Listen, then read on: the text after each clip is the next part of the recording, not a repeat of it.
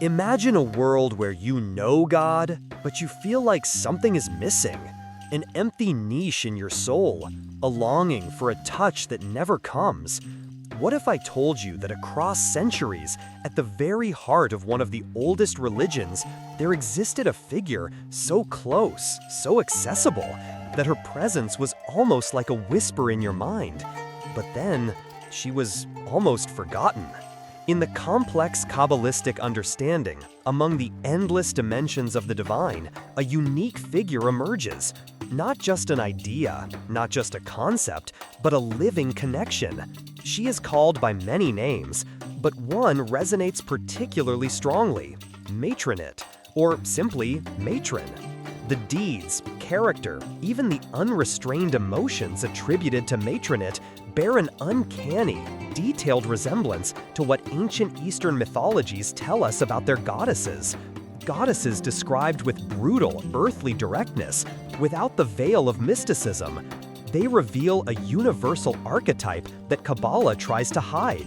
Who is this hidden goddess, and why has she been kept from us until now? To understand, we must go back in time, millennia before Kabbalah, to the most ancient of all. Our journey begins with the fierce maiden of Sumer, Inanna, the great goddess of love and war, patroness of Uruk. By the 3rd millennium BCE, her significance was undeniable. She was called the Maiden Inanna, the pure Inanna. Sounds familiar, doesn't it? And here comes the shocking truth. Throughout Sumerian history, she was the primary goddess of sexual love, childbirth, and fertility. She didn't just give herself to Dumuzid, the earliest ruler of Sumer. She was his wife, and subsequently, the wife of all Sumerian kings. Imagine the paradox: maiden and universal wife. How is this possible? But her debauchery was not limited to the divine. An ancient Sumerian tale tells of a gardener who, taking advantage of her fatigue, had intercourse with her. Upon awakening, Inanna's fury was boundless. Her revenge, swift and devastating, exceeding all reason. This was not the gentle deity we think we know. She was the mistress of battle and conflict, possessing great rage in her angry heart. She armed King Hammurabi with mighty weapons and was his merciful protector. A millennium later, she was still worshipped in a gilded cella, commanding a chariot harnessed by 7 lions. Inanna is a striking mix of purity and primal, untamed power. Another famous figure in the ancient world is Ishtar, the formidable goddess of love and war in the Akkadian pantheon. A direct heir to the Sumerian Inanna, she embodied a duality that both attracted and destroyed. But in Babylon, Ishtar underwent a metamorphosis. Her innocence receded, and her promiscuity intensified to an extreme, transforming her into an almost divine harlot. Imagine a cow of the god Sin, fertilized by a young bull, experiencing terrifying birth pains until heavenly beings intervened. Her love was a curse, a gift that brought total destruction.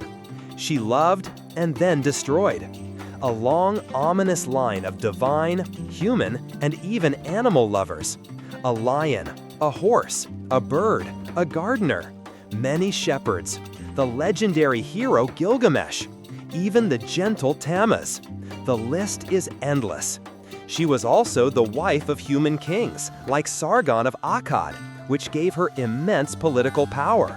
Her influence permeated everywhere. When Ishtar descended into the underworld, life stopped. Man and beast ceased to copulate. Everything froze in a cold, barren silence. But when she returned, everything reawakened. Sexual desire embraced the world again. The cycle of life and death was in her hands. And yet, this destroyer was also the mother of the land. She herself claimed, "I alone gave birth to my people, mother of gods." But make no mistake, her voice could be sweet, but she was also the most imposing of goddesses. Ishtar of the battlefield, clothed in divine fire, raining destruction upon enemies. She bestowed victory upon her lovers, the Babylonian kings, entrusting them with her mighty powers. Obsessed with charioteering, she promised Gilgamesh a chariot of lapis and gold to win his love. And over a millennium later, her name was still synonymous with might and speed. Mistress of horses, lady of the chariot. When not immersed in love or war, she sat, inspiringly, on her lion throne. Ishtar, the goddess who embodied everything, from fertility and motherhood to destruction and ruthless warfare. Her story is a mirror of human nature, capable of ultimate love and total ruin. We continue with the next goddess, Anat, the Canaanite goddess whose hands were soaked in blood. She didn't just wage wars, she was war. Her ferocity was legendary, her thirst for destruction insatiable. For her, there was no mercy. Imagine her dancing among corpses, clothed in the blood of her enemies. But what if this destructive force was just one side of a much more complex coin? What if the same energy that tore worlds apart was also the one that created them? Discover the connection that transcends cultures and latitudes, revealing deep parallels between Anat and Anahita. Anat, with her brutal exploits, is almost a mirror image of the great Mesopotamian goddesses Inanna and Ishtar. She is their Western manifestation. But the path of this divine energy doesn't stop there. To the east, in mystical Persia, Anahita is born. Although the phonetic similarity is coincidental, the influence is felt. It is noted that the Persians learned her worship from the Assyrians, and her cult directly reflects the Babylonian cult of Ishtar. In the sacred Avesta, an entire chapter is dedicated to her. Her full name, Ardvi Sura Anahita, means the high, mighty, immaculate. She is depicted as a beautiful maiden, adorned with gold, jewels, and 30 otter skins. Immaculate? Yes. Virgin? Absolutely.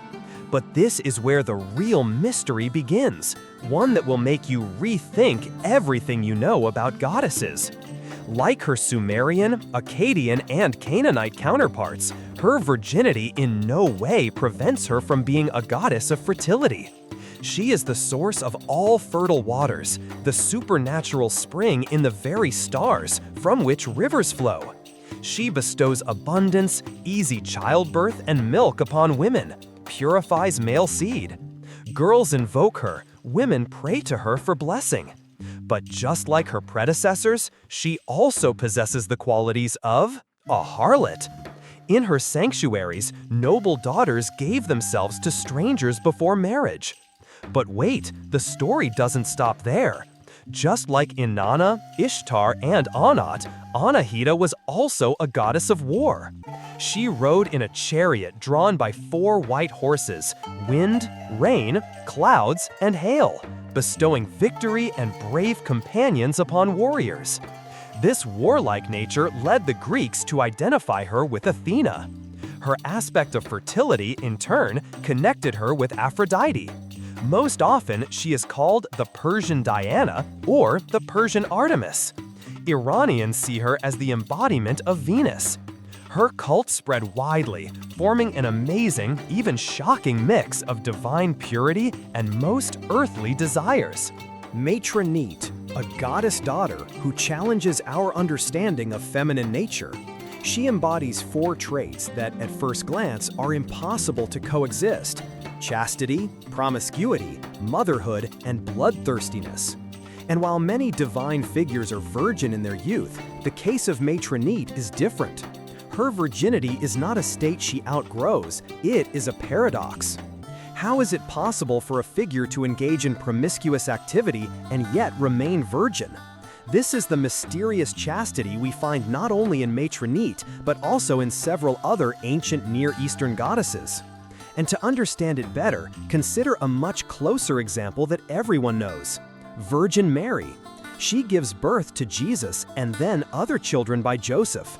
And yet, to this day, she is revered as the Virgin. How does this fit into our understanding of biology and spirituality? This is where it gets really interesting.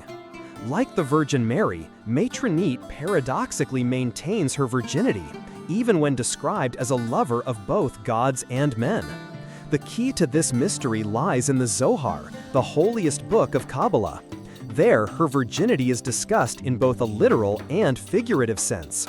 A biblical verse concerning a red heifer without blemish, in which there is no defect and on which a yoke has never come, is applied directly to her. This is not just a metaphor, because this verse means something much deeper. The forces of evil, Samael, the destroyer, the angel of death, could never overcome Matronit. In sharp contrast to pagan goddesses who were believed to have succumbed to these forces, Matronit, or Shekinah as she is also known, is described as a cup full of blessing from which no one has yet tasted. She is completely untouched, virgin. Imagine, no stranger is allowed near her. Anyone who tries to approach her with impure thoughts faces the penalty of death. In one aspect, Shekinah is identical to the Holy Land itself, and in this capacity, she has never been defiled or enjoyed by a stranger. Her purity is not a lack of experience, but rather an unconquerable integrity despite all external influences. She is pure, yet deeply involved in the world, in human destinies, in the interactions between the divine and the earthly. A paradox that teaches us that virginity can be much more than a physical state.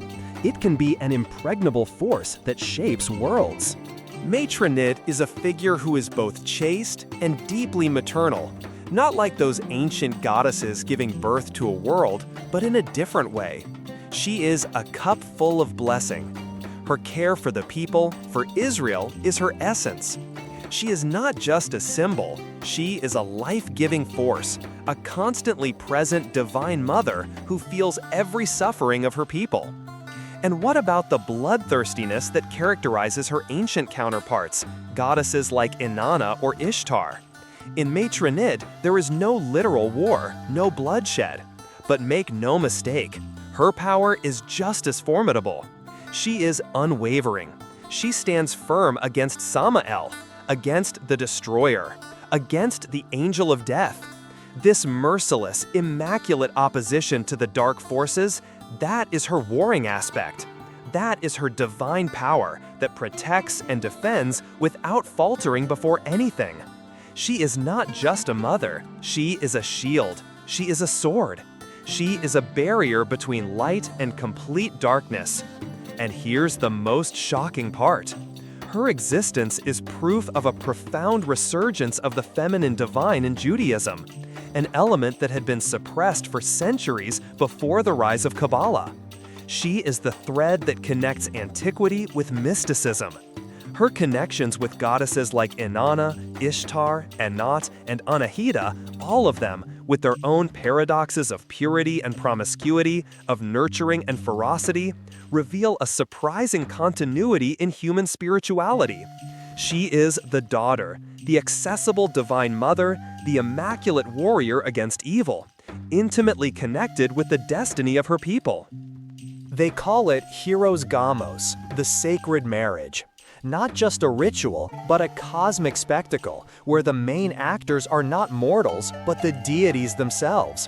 Imagine Matronit brimming with divine grace, surrounded by her heavenly maidens, awaiting her groom.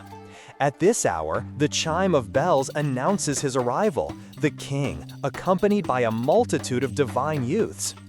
The maidens, wings beating in joyful greeting, sing praises before withdrawing. And then, the moment of truth arrives. Alone, the king and Matronit.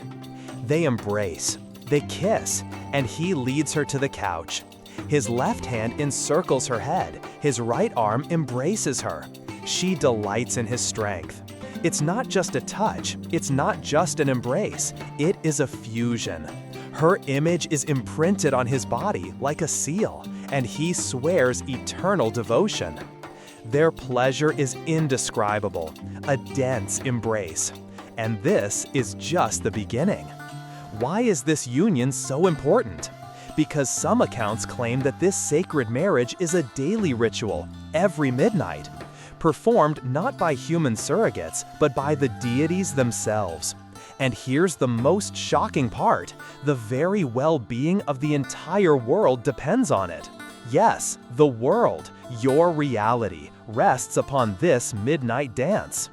Other traditions describe it as a weekly copulation, on the night between Friday and Saturday, serving as a mythical blueprint for the intimate union of pious earthly couples. And the Kabbalists? They know. Deeply acquainted with these heavenly mysteries, they consciously imitate the act of this supreme couple. Why? Because they believe that a child conceived at this sacred hour receives a pure soul, directly born from the divine copulation of the king and Matronit. But there's something even more impressive.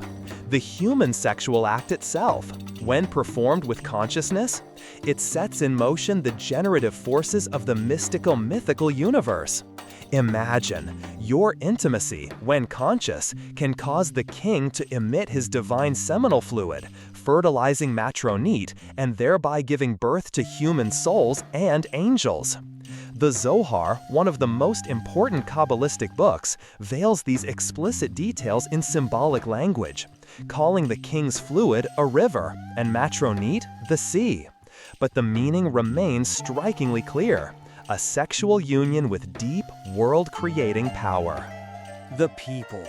Their morality, their righteousness are a shield, the only shield. As long as this shield is intact, Matronit is untouchable. The desires of Samael are just whispers in the wind, his lust powerless. Imagine this delicate connection, a thread stretched between human virtue and divine purity. But human nature is fickle, susceptible. And history teaches us that the fall is inevitable, the inevitability of sin. Because when Israel yields, when human transgressions accumulate, they become fuel for Samael. Then the shadow falls. Their transgressions, not just mistakes, but a force that gives life to evil. Samael, like an ancient curse, clings to Matronit's body. With the clinging power of resin, imagine that.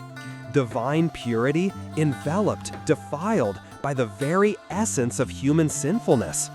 And then comes the exile. The king, her husband, retreats into solitude. This is not just a distancing, it is a rupture, a separation caused by human failure. Divine harmony is broken, crippled, and she remains captive. Until when? Until an ancient ritual offers the only hope. And then it comes, the Day of Atonement, Yom Kippur. On this day, in the desert, an act is performed. An atoning sacrifice intended for Azazel, another name for Samael. A sacrifice thrown to its death from a cliff in the Judean desert. The only way to break the grip. Attracted by this sacrifice, Samael finally releases Matronit. The grip is broken, the defilement is removed, and then she ascends, back to her beloved king, back to heaven, to the harmony that was disturbed. Millennia before Matronit, the whisper of bloodthirsty goddesses echoed throughout the ancient world. Goddesses whose sensuality combined with terrifying cruelty. And while Matronit appears much later in Kabbalah, her essence undeniably carries these archaic, warlike traits. Forget the gentle images of divine femininity. Matronit is not about lullabies. She leads armies, divine armies that confront the most sinister forces of evil. This is not just a distant echo of the past. This is a shocking continuity, where the wild instincts of ancient goddesses erupt again, transformed in a seemingly monotheistic faith. Even in earlier periods, a faint whisper of this destructive force can be found in Shekhinah, the personified presence of God, a being said to mercifully receive the souls of the extremely deserving.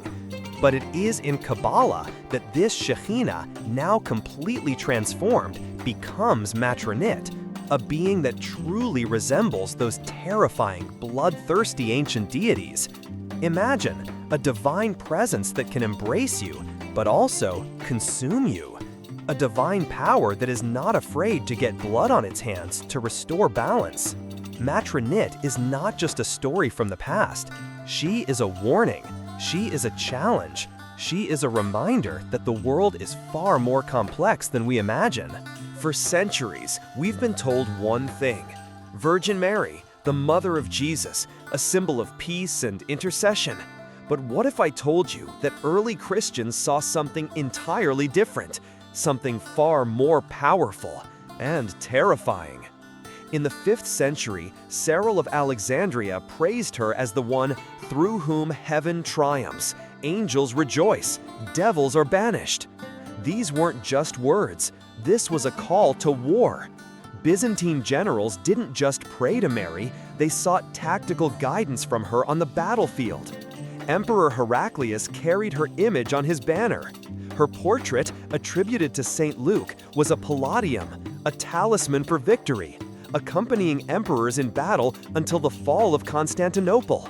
Even the mighty German knights in the West chose her as their patroness of war. This startling evolution is no accident. It stems from an early identification with Athena Victoria, the ancient goddess of victory. And here comes the most striking part: the parallels between Mary and an even older, mystical figure, Matronit. Like Matronit, Mary was considered to have taken on the royal and ruling functions of God. She became the empress of the universe, her supremacy so profound that it overshadowed that of God himself. She was called the deified, even goddess. Imagine, the mother of Jesus called goddess. The parallels extend further. Both were considered the wife of God, both became a mystical mother to people, and both served as a primary mediator between humanity and the divine. Even the ancient pagan practice of offering sacrificial cakes to goddesses reappears, among Christians worshipping Mary, and among Jews with Matronit Shekinah, whose identity with the ancient goddess Asherah was recognized by Kabbalists in the 16th century. History is full of surprises. The icons we know often hide layers of forgotten truths. This story is not just about religious evolution. It's about the power of symbols, about how ancient beliefs pass through time, transform, but never completely disappear. So, the next time you see the image of the Virgin Mary, ask yourself, are you simply looking at a mother, or is the sacred queen warrior standing before you? From ancient Sumerian lands to the lands of Babylon, Canaan, and Persia, one figure persistently reappears again and again. She is Inanna, passionate and warlike. She is Ishtar, patroness of love and destruction. She is Anat, a merciless goddess of war. And Anahita, chaste and fertile. Does it sound paradoxical to you? This is the heart of the mystery. But the most striking thing is not just their existence in polytheistic cultures. How is it possible that the same paradoxical goddess, chaste, promiscuous, maternal, and terrifyingly warlike, reappears in seemingly monotheistic religions, such as in the image of Mary or the Jewish Matronit?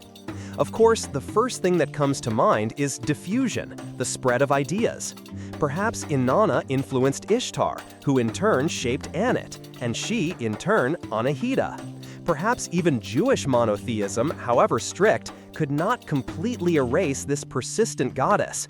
She simply slept for centuries, only to awaken again in figures like Mary or Matronit. This is a possible explanation. It's even plausible. But proving such a direct, continuous genealogy is extremely difficult. And even if we prove it, a deeper, more essential question remains unanswered. Why? Why exactly this goddess, among the countless beings from the rich pantheons of the ancient Near East, achieved such an astonishing second life? Why is it precisely she who transcends the centuries, mutates, but retains her paradoxical essence? The true answer is not in the path of ideas, but in their root. To truly understand, we must look beyond ancient texts and delve into the depths of the human psyche.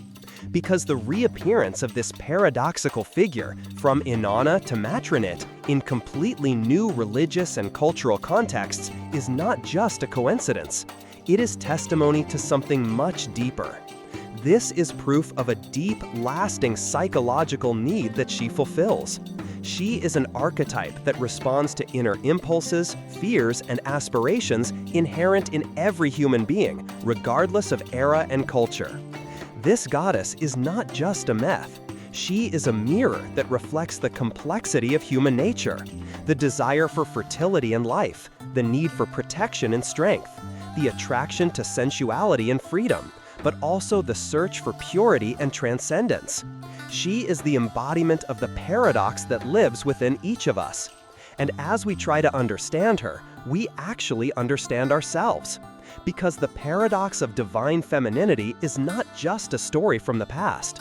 It is alive and breathing in the present, whispering to us about our own vast and contradictory essence. This ancient mystery continues to haunt us. Is she merely an echo from the past, or an eternal reminder of the deep, often contradictory aspects of the human psyche? Let us know your thoughts in the comments below. If this video has piqued your curiosity, don't forget to subscribe to our channel and hit the bell to not miss future revelations. Until next time, when we unravel another thread of human history.